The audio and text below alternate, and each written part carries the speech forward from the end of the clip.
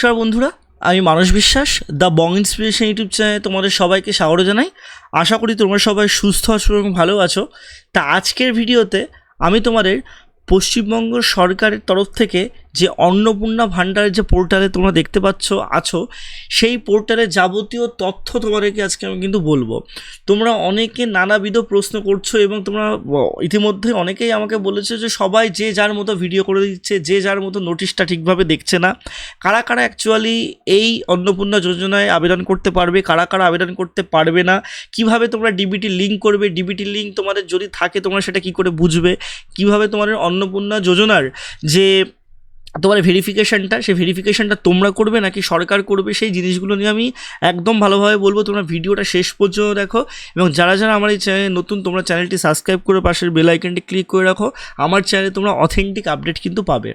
তা এই সব জল্পনা তোমরা সবাই জানো যে ভোটের প্রতিশ্রুতি দেওয়া হয়েছিল যে তোমাদের অন্নপূর্ণা ভাণ্ডার দেওয়া হবে এবং ৩,০০০ টাকা মাসে দেওয়া হবে, যেটা আগে লক্ষ্মীর ভাণ্ডার ছিল। তা তোমরা ইতিমধ্যে দেখতে পেয়েছো সরকার চেঞ্জ হওয়ার পরে তোমরা এখানে লক্ষ্মীর ভাণ্ডার যে পোর্টালটা দেখো, এখানে লেখা আছে অন্নপূর্ণা যোজনা গভর্নমেন্ট অফ ওয়েস্ট বেঙ্গল। তা তোমরা যদি এইটাই ক্লিক করো এরকম একটা পোর্টাল তোমাদের চলে আসবে। দেন তোমাদের সরকার গঠন হয়েছে, মন্ত্রিসভা মোটামুটি এখন এস্টাবলিশ হয়েছে। তারপরে এই নোটিশটা কিন্তু দেওয়া হয়েছিল তোমাদের 19 তারিখে।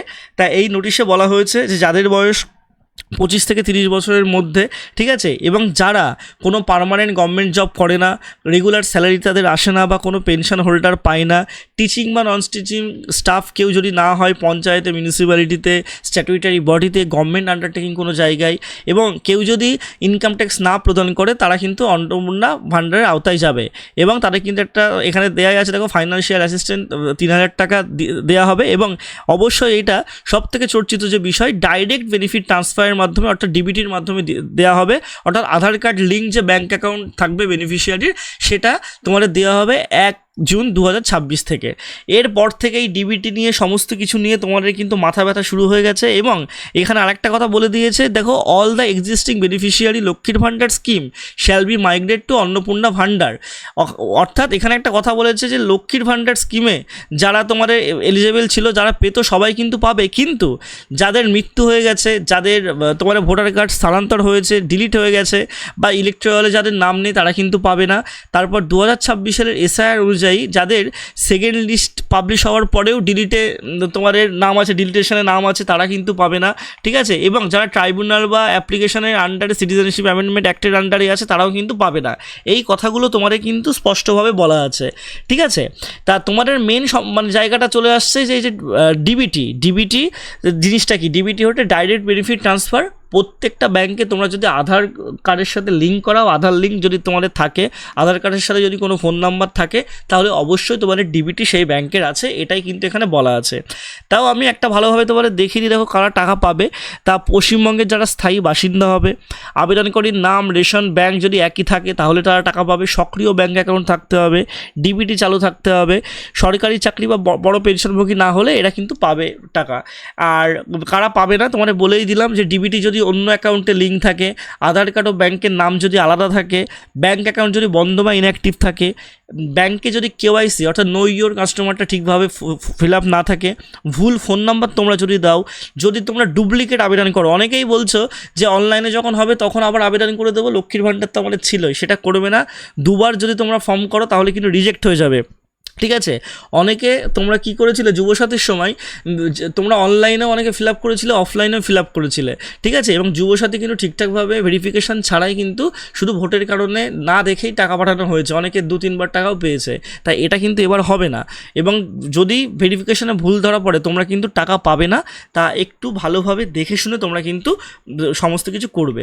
তা দেখো সঠিক ভেরিফিকেশান হবে কীভাবে, তোমরা কী করে বুঝবে। এই যে অন্নপূর্ণা ভাণ্ডার যে এই ওয়েবসাইটটায় আসছো, এই ওয়েবসাইটটায় তোমাদের যদি আবেদন অ্যাকসেপ্টেড বা অ্যাপ্রুভ দেখায় তাহলে কিন্তু তোমরা টাকাটা পাবে। ডিবিটি যে তোমার অ্যাক্টিভ সেটা আছে নাকি তোমরা কিভাবে দেখবে, তোমরা দেখো এই যে ন্যাশনাল পেমেন্ট এখন সাইটটা চলছে না, এনপিসিআর অফিসিয়াল ওয়েবসাইট থেকে তোমরা ডিবিটিটা চেক করতে পারবে।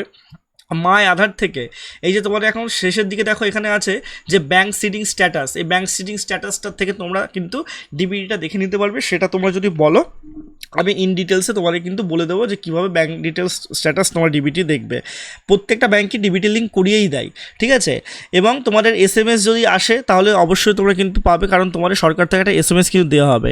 এনপিসিআইয়ের ম্যাপিং কমপ্লিট, অর্থাৎ এই যে এনপিসিআই যে ম্যাপিং যদি কমপ্লিট থাকে তোমাদের কিন্তু পাবে তোমরা। আর পোর্টালে যদি ভেরিফাই বা এলিজেবল স্ট্যাটাস দেখায়, যে এই পোর্টালে যদি ভেরিফাই বা স্ট্যাটাস দেখায় তাহলে কিন্তু তোমরা মানে একদম 100% পাবে, ঠিক আছে। যদি তোমাদের পেন্ডিং দেখায় চিন্তার কোনো কারণ নেই, তোমাদের ভেরিফিকেশন হচ্ছে। যদি রিজেক্টেড দেখায়, তোমার আন্ডার রিভিউ দেখায়, তাহলে কিন্তু তথ্য একবার মিলিয়ে নিতে হবে। তারপর তোমাদের আরেকটা প্রশ্ন থাকছে যে ডিবিটি লিঙ্ক কি অন্য অ্যাকাউন্টে থাকলে কি হবে। এটা কিন্তু খুব গুরুত্বপূর্ণ। অনেকের একাধিক ব্যাঙ্ক অ্যাকাউন্ট থাকে, কিন্তু ডিবিটি সাধারণত একটাই অ্যাকাউন্টে অ্যাক্টিভ থাকে।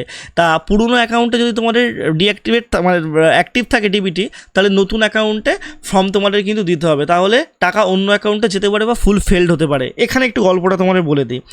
অনেকে আছো লক্ষ্মীর ভাণ্ডার পাও SBIয়ের অ্যাকাউন্টে, কিন্তু তোমরা নতুনভাবে পরে আবার হয়তো ইন্ডিয়ান ব্যাংকের অ্যাকাউন্ট দিয়েছো, ঠিক আছে। তা তোমাদের যেই ব্যাংকে ডিবিটি আছে সেই ব্যাংকে কিন্তু টাকাটা যাবে। তোমরা যদি ফর্ম ফিল আপ করো, ধরো ইন্ডিয়ান ব্যাংকের অ্যাকাউন্টে ফর্ম ফিল আপ করেছো, তোমার ইন্ডিয়ান ব্যাংকে যে টাকা যাবে তার কিন্তু কোনো মানে নেই। তোমাদের SBIও টাকা যেতে পারে বা টাকা ফেল্ড হতে পারে, কারণ ডিবিটি যে কোনো একটা ব্যাংকেরই হতে পারে। আর এটা তো স্বাভাবিক ব্যাপার যে একটা মানুষের অনেকগুলো ব্যাংক অ্যাকাউন্ট থাকতেই পারে। তাই এই ক্ষেত্রে কী করবে, ব্যাংকে গিয়ে তোমাদের আধারটা সিড আছে কিনা সেটা তোমরা চেক করবে, আর NPCI পোর্টালে তোমাদের ডিবিটিটা লিঙ্ক আছে কিনা সেটা চেক করবে। কারণ আমি তোমার একটা কথা বলি, অনেকেই কিন্তু দেখবে রেলের পরীক্ষা তোমরা যারা দাও, দেখবে 500 বা 250 টাকা তোমরা যদি দিয়ে ফর্ম ফিল আপ করো এবং পরীক্ষাটা তোমরা যদি দাও, সেই টাকাটা তোমার কিন্তু ফেরত আসে, ওটাও কিন্তু ডিবিটির মাধ্যমেই হয়, ঠিক আছে। তা যেই অ্যাকাউন্টে তোমার টাকা চাও সেই অ্যাকাউন্টে কিন্তু প্রাইমারি তোমাদের ডেবিট অ্যাকাউন্ট করতে হবে। অর্থাৎ অনেকের ফোনপেতে দেখবে 3-4টে অ্যাকাউন্ট থাকবে, কিন্তু তার মধ্যে প্রাইমারি অ্যাকাউন্ট একটাই থাকে, যেই অ্যাকাউন্টে ফোনপের মাধ্যমে টাকাটা তোমরা নিতে পারো। ডিবিটির ক্ষেত্রেও কিন্তু সেম সিস্টেম, ডিবিটি তোমাদের সেই অ্যাকাউন্টে লাগবে যেই অ্যাকাউন্টটা একটাই থাকবে, ঠিক আছে। তো তোমাদের 1000টা অ্যাকাউন্ট থাকতে পারে, সেটা কোনো বড় ব্যাপার না।